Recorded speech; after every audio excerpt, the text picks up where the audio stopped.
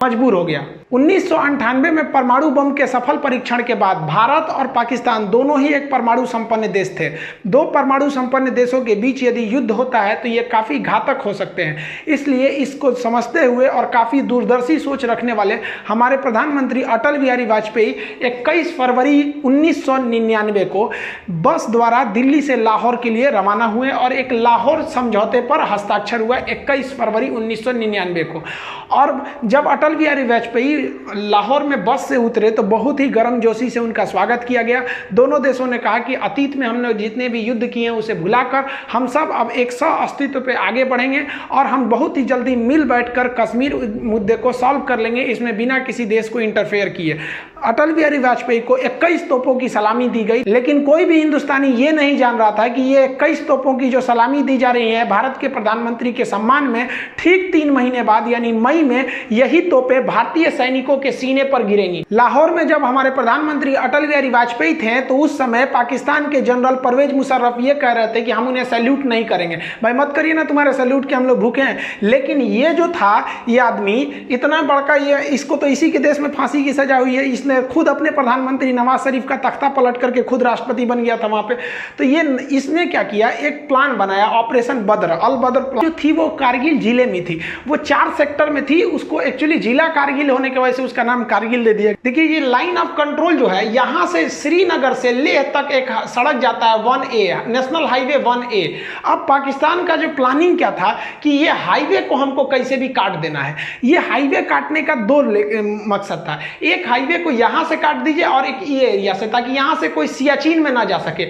अगर सियाचिन का highway cut जाएगा तो सियाचिन भारत के हाथ से निकल जाएगा, क्योंकि वहां डायरेक्ट पहुंच नहीं है। अब बीच में इतने पहाड़ हैं कि नॉर्मल सड़क बना ही ना जा सकती है। तो इसलिए ऑपरेशन अल बद्र के द्वारा मुशर्रफ ये सोचे कि हम ये हाईवे को काट देंगे तो पाकिस्तान, भारत बैकफुट पे आ जाएगा। और रियली भी थी। जैसे आप यहां देखेंगे ये डॉटेड लाइन हमारी LAC है, ये लाइन ऑफ कंट्रोल है। अब ये जो सड़क जा रही है ये सड़क है हमारी श्रीनगर से लेह तक। अब यहाँ कारगिल देखिए, ये लाइन ऑफ कंट्रोल के बहुत ही करीब है। इनकी प्लानिंग क्या थी, ये लोग 4 जगह से भारत में घुस गए। देखिए कारगिल जो बोलते हैं, कारगिल की लड़ाई, कारगिल जिला था, उसमें 4 जगह थे। जैसे आपके जिला में कैसे ब्लॉक या तहसील होते हैं, कई सारे होते हैं, तालुका टाइप का, उसे ही था कारगिल जिला। इसमें 4 महत्वपूर्ण सब डिवीजन में लड़ाई चल रही थी। ये क्या किया, ये 4 जगह से घुसपैठ कर दिया। यहाँ पर 4 एरिया से घुसपैठ किया। सबसे पहला जो एरिया था मस्कोक एरिया था, ये मस्कोक एरिया में घुसपैठ कर दिया। उसके बाद जो एरिया था वो द्रास का एरिया था। सबसे भीषण जो लड़ाई हुई थी वो द्रास में हुई थी। इसी में तोलोलिंग, टाइगर हिल और 0.5140 इसमें सब आते थे सब ये। तो ये वाला एरिया हो गया द्रास। और इसके बाद ये वाला एरिया हो गया काक्सर। काक्सर का एरिया जो था वो एक्चुअली बैकअप के लिए इन लोगों ने यूज किया था। और काक्सर के बाद ये बटालिक एरिया, बटालिक सबसे लास्ट में था। अब आप बताइए बटालिक क्यों किया गया था, क्योंकि बटालिक पे अगर कब्जा हो जाएगा तो हम सियाचिन नहीं जा पाएंगे। तो आप देख रहे हैं ये चारों पॉइंट एक्चुअली कारगिल में आ रहे थे, इसलिए इसको नाम दे दिया गया कारगिल का युद्ध। लेकिन कारगिल का युद्ध में जो सबसे भीषण एरिया जगह युद्ध हुआ था वो था द्रास में। तो अब हम लोग एक एक करके समझते हैं कि आखिर ये लड़ाइयाँ कैसे कैसे हुई थी। देखिए ये पहाड़ी एरिया है, यहाँ इंडस्ट्रीज नहीं है, यहाँ पर पशुपालन ज़्यादा होता है। तो एक याक पहाड़ी जीव होते हैं, पहाड़ी पशु है, तो याक चरा रहे थे लोग। तो ये तासी नाम दयाल नाम के एक व्यक्ति का याक खो गया था। वो उसे ढूंढने गया और दूरबीन में देखा तो उसको दिखाई दिया कि कुछ लोग पत्थर को खोद रहे हैं और वहाँ छुपने की जगह बना रहे हैं, बंकर बना रहे हैं। और वो दाढ़ी वगैरह रखे तो समझ गया कि भाई ये पाकिस्तानी है। ये भागा भागा आया, आर्मी को बताया कब्जा करना जरूरी था। जैसे तोलोलिंग हो गया, टाइगर हिल हो गया, पॉइंट मतलब देखिए यहाँ पे बहुत छोटे छोटे पहाड़ी भी हैं सब लाइन से।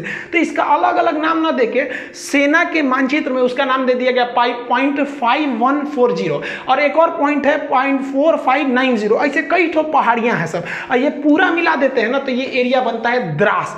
अब इस द्रास के एरिया में युद्ध करना बड़ी भयानक था। इधर तोलोलिंग थी, तोलोलिंग के बाद यहाँ पर आपका मम था, फिर 0.5140 था। ऐसे करते करते इस एरिया तक पूरा जीत लेंगे तो लास्ट में पड़ता था टाइगर टाइगर हिल बहुत ही ज़्यादा हाइट पर था और इन सब पे पाकिस्तानी बैठे हुए थे। सब इतना भीषण एरिया में ये लोग आकर बैठ गए थे। अब भारत को नीचे से जाना था इस एरिया में। जनरल परवेज मुशर्रफ के प्लान के हिसाब से उन लोगों ने भारत के 140 पोस्ट पर कब्जा कर लिया था, बंकर बना लिए थे और हर पोस्ट में उन्होंने भारी मात्रा में heavy machine gun, mortar, artillery, पीछे से तोप का support, stinger, surface to air missile, हर तरह के मिसाइलों से लैस थे और वो लगभग 1500 की संख्या में थे। समस्या ये थी कि यही नहीं समझ में आ रहा था कि वो हमला कहां से कर रहे हैं। ये द्रास का सेक्टर अगर आप देख रहे हैं तो ये वाला जो एरिया है वो टाइगर हिल है। ये सबसे हाइट पे था इस एरिया में टाइगर हिल, लेकिन इसके इधर कई तो 0.5140 थी। यहां पर आपने सुना होगा विक्रम बत्रा, दिल मांगे मोर। तो ये लोग इस एरिया में ना जो हमारे राजपूताना राइफल थी, ग्रेनेडियर थी, जम्मू कश्मीर राइफल थे, जाट रेजिमेंट के सैनिक थे, गोरखा थे, कई सारे पूरी भारत के हर एरिया से फौज को लगाया गया था। तो यहां पर बेसिकली ग्रेनेडियर थे, राजपूत राइफल थे और जम्मू कश्मीर राइफल के जवान थे। तो ये इस एरिया से गए। पहले ये लोग यहां से गए, तोलोलिंग पे कब्जा किया, तोलोलिंग के बाद कई छोटे छोटे पॉइंट पर कब्जा किया, तोलोलिंग के बाद सेकेंड हाइट पे जा था 0.5141 था, यहां कब्जा किया गया। यहां कब्जा के बाद आप देखिए यहां से सीधा टाइगर हिल यहां है, यहां पर हमला हो रहा था और ये ससुरे सब यहां से आर्टिलरी फायर कर रहे थे, सब तोप यहां से। सोचिए उनको कहां दिखेगा और यहां एयरफोर्स भी सक्सेस नहीं हो पा रही थी, लेकिन भारतीय जवान रुकने वाले कहां है ससुरे तुनाई। भारत मां को जब भी जरूरत पड़ी है, भारत के वीर सपूतों ने कभी भी अपना खून बहाने से पीछे नहीं हटे हैं। भारतीय सैनिक जब 0.5141 पे कब्जा किए तो यहां से नीचे उतरते वक्त भी बहुत ज्यादा यहां से भीषण फायरिंग हो रही थी, यहीं पे बहुत सारे फौजी हमारे शहीद हो गए। फिर प्लान बनाया गया कि हम लोग इस डायरेक्शन से उतर के कुछ उस डायरेक्शन से तीनों ओर से घेरा जाए हम लोग टाइगर हिल के ऊपर। तीन ओर से टाइगर हिल को घेर के और फिर भारत ने टाइगर हिल पर अपना तिरंगा लहरा दिया था। देखिए यहाँ पर जो एरिया दिख रहा है ये आपको टाइगर हिल दिख रहा है। अब टाइगर हिल से इतना दूरी पे आप देखेंगे तो ये तोलोलिंग का एरिया, ये तोलोलिंग पहाड़ी है, ये टोटल एरिया जो है वो द्रास है। अब तोलोलिंग की जो पहाड़ी है वो काफ़ी ऊंचाई पर स्थित है, वहाँ पर लड़ाई करना काफ़ी मुश्किल हो गया था तोलोलिंग पर। अब यहाँ तोलोलिंग पे तो पहले से तोलोलिंग पीक है, यहाँ पे पाकिस्तानी पहले से बैठे थे और जो हिंदुस्तानी फौज थी वो नीचे से आ रही थी। अब हिंदुस्तानी फौज नीचे से जब चढ़ रही थी तो ये जो पाकिस्तानी थे इस साइड में अपनी आर्टिलरी गन रखे थे, यहाँ से हमला कर देते थे। तोलोलिंग की ऊंचाई से ये पूरे एरिया पे डोमिनेट करते थे। ये एरिया नीचे होने की वजह से हम लोग जब द्रास से ऊपर चढ़ना चालू किए तोलोलिंग पे तो ये सीधा हमला कर देते थे। फिर भी भारतीय सूरवीरों ने किसी भी तरह इस मुश्किल चोटी के ऊपर चढ़ान किया। तोलोलिंग को जीतने के बाद इसके अगल बगल में देखेंगे तो कई सारी पहाड़ियां हैं जिन्हें अलग अलग पॉइंट के नाम पे जानते हैं, जिसे हम कहते हैं 0.5140। इस तरह से छोटी छोटी पहाड़ियां थी। इन पहाड़ियों को पार करने के बाद अब देखिए इतनी दुर्गम में पहाड़ियों में जा जाके लड़ाई लड़ना था और दुश्मन यहाँ पर 100 से ज़्यादा पोस्ट बना के, बंकर बना के वहाँ पर गुफा टाइप का उसमें छुपा हुआ था। हमारे सैनिकों को दिखता भी नहीं था स्पष्ट कि उनकी लोकेशन कहाँ है। ये पार करके इस एरिया की जो सबसे ऊंची चोटी थी वो थी टाइगर हिल। द्रास के तोलोलिंग और उसके छोटे पहाड़ियों पे जीतने के बाद अब इस एरिया का सबसे ऊंचा पहाड़ आप देख रहे हैं ये टाइगर हिल। इसको फतह करना बहुत ही मुश्किल था।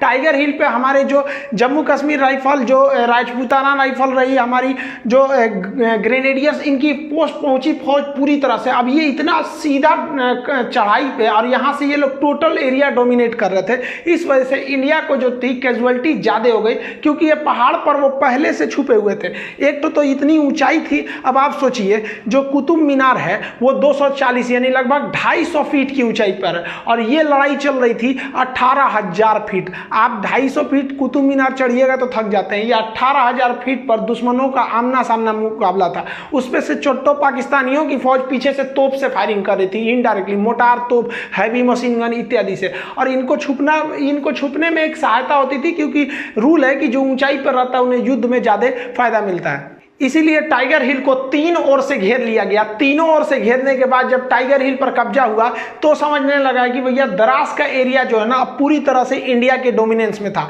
लेकिन बाकी बटालिक सेक्टर वगैरह में अभी भी घुसपैठ बनी हुई थी। लेकिन ये टाइगर हिल जीतने के बाद भारतीय सैनिकों का मनोबल भी टाइगर हिल से ज्यादा ऊंचा उठ गया था। करगिल की लड़ाई में सबसे निर्णायक अगर किसी हथियार ने अगर साथ दिया था तो वो बोफोर्स तोप ने साथ दिया था। बोफोर्स तोप ने इतना, हम राफेल के वीडियो में आपको सब समझा दिए थे। और उसके बाद जब ये पैराशूट से नीचे उतरे तो ये पाकिस्तानियों ने हैवी मशीन गन से फायरिंग किया। आसमान से अजय अहलुवालिया के शरीर के टुकड़े गिर रहे थे वहां पर, एकदम निर्मम हत्या कर दी गई। ये वायुसेना का एक बहुत बड़ा, कह लीजिए तो एक काला दिन था। वायुसेना ने सोची कि हम अपने हेलीकॉप्टरों का प्रयोग करेंगे, क्योंकि फाइटर जो होते हैं बहुत तेज रफ्तार से निकल जाते हैं, दुश्मन कहाँ छुपा है पता ही नहीं चलता है। और हेलीकॉप्टर जो होते हैं वो थोड़े धीरे स्पीड से होते हैं और एक जगह रुक भी सकते हैं। लेकिन भारत के साथ समस्या क्या था, जो उसके Mi-24 या Mi-35 जैसे भीषण लड़ाकू हेलीकॉप्टर थे, ये सब के पास जो लड़ाकू हेलीकॉप्टर थे ये इनके पास हथियार ज़्यादा होता है, लेकिन इनकी लोड इतने भयानक थी कि ये उतना हाइट पर उड़ नहीं सकते हैं। ये केवल 10,000 फीट की ऊंचाई पर ये उड़ सकते हैं। लेकिन वहाँ तो लड़ाई हो रही थी 18,000 फीट की ऊंचाई पर। सोचिए 18,000 फीट, कुतुब मीनार 250 फीट की ऊंचाई पर, वो 18,000 फीट की ऊंचाई पर। अब क्या किया जाए, तो भारत ने अपना Mi-17 जो हेलीकॉप्टर था, जो सवारी ले जाने वाला हेलीकॉप्टर था, जिसमें कोई भी मिसाइल नहीं लोड किया जा सकता है, तो भारतीय वायुसेना के इंजीनियरों ने इसमें क्या किया, अलग से मिसाइल ले जाने के लिए पॉट जोड़ दिया। आप यहाँ देखिए इसमें कोई पॉट नहीं है, लेकिन यही हेलीकॉप्टर में यहाँ पे आपको रॉकेट ले जाने के लिए पॉट जोड़ दिया गया। लेकिन इसमें एक खराबी थी, जो हमारे 4 Mi हेलीकॉप्टर थे, इसके पास आती हुई मिसाइलों के, क्योंकि पहले जो 2 विमान थे उन पर तो मिसाइल अटैक हो गया था, स्ट्रिंगर मिसाइल कंधे पे रख के मार दिया जाता है। तो ये लोग स्ट्रिंगर मिसाइल से बचने के लिए एक फ्लेयर का प्रयोग करते हैं। वो आग का गोला होता है। एक्चुअली स्ट्रिंगर मिसाइल जो होती है वो गर्मी को सूंघ के आती है, तो गर्मी को सूंघ के आती है, तो ये क्या करते हैं, जब इनको पता चल जाता है कि हमारे ऊपर स्ट्रिंगर मिसाइल आ रही है, तो वो आग का गोला फेंकने लगते हैं, जिसका जो इंफ्रारेड को मिसाइलों को अपनी ओर खींच लेता है, ये बच के निकल जाते हैं। तो भारत के जो हेलीकॉप्टर थे, 4 में से तीसरा जो हेलीकॉप्टर था उसमें ये फ्लेयर वाला सिस्टम था वो नहीं लगाया गया था, और यही खतरा हो भी गया। हमारा पहला हेलीकॉप्टर बम बरसा के आ गया, फ्लेयर से बच गया, दूसरा भी फ्लेयर छोड़ के बच गया, बम बरसाया, लेकिन तीसरा जो जहाज था वो भीषण हमला किया, और उसके पास फ्लेयर भी नहीं था, लेकिन इतने हमारे वायुसेना के पायलट बहादुर कि वो नीचे जहाज को लाया, एकदम एक्यूरेट हमला किया। लेकिन उसी बीच क्या हुआ, जो स्टिंगर मिसाइल थी वो तीसरे हेलीकॉप्टर को हिट कर गया। पीछे से आ रहा चौथा हेलीकॉप्टर जो वो एरिया था पाकिस्तानियों के बंकर को ध्वस्त कर दिया, लेकिन हम लोगों ने फिर अपना एक हेलीकॉप्टर खो दिया, और उसमें हमारे बैठे जवान को हमारे जो जवान थे वो भी शहीद हो गए। भारत ने अपनी स्ट्रेटजी को पूरी तरह से चेंज कर दिया। भारत ने अपना फ्रांस निर्मित जहाज को लगाया जिसका नाम था मिराज 2000। एक्चुअली पाकिस्तान इस जहाज को खरीदने से इनकार कर दिया था, कहा था कि भैया बहुत बड़ा साइज का जहाज, हम इसको नहीं लेंगे, और भारत सरकार ने इस मिराज जहाज को वायुसेना ने लगाया। ये मिराज जहाज जो लेजर गाइडेड बम से हमला करते थे, तो ये सबसे बड़ा, आप कहिए तो वायुसेना का जो ऑपरेशन सफेद सागर था उसमें सबसे निर्णायक भूमिका मिराज 2000 लगाया। ये तो पाकिस्तान में घुस के पाकिस्तानियों का बलात्कार कर दिया, ऊपर से ही मारा, इतना हमला किया कि कमर टूट गई कारगिल की लड़ाई में। कह रहे थे कि बहुत बड़ा साइज है, बहुत बड़ा साइज है तो बढ़िया से तो धोबो किया है। और अभी याद रखो इसका बाप आ रहा है, बाप इसी का मिराज 2000 का, राफेल पुरान हो गया, तगड़ा अभी और है। लेकिन वायुसेना को एक बात का और डर था कि 1965 की लड़ाई में हम लोगों ने एक छोटा सा हमला किया था, जिसके बदले में पाकिस्तानी वायुसेना ने भीषण हमला कर दिया।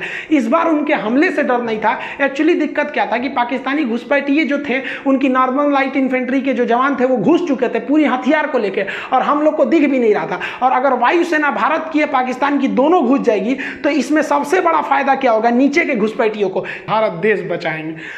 करगिल की लड़ाई को देख के हम लोग के मन में भी ना एक देशभक्ति का जुनून आ गया। ये सोच लिए कि हम भी जाएंगे तो फौज में ही जाएंगे।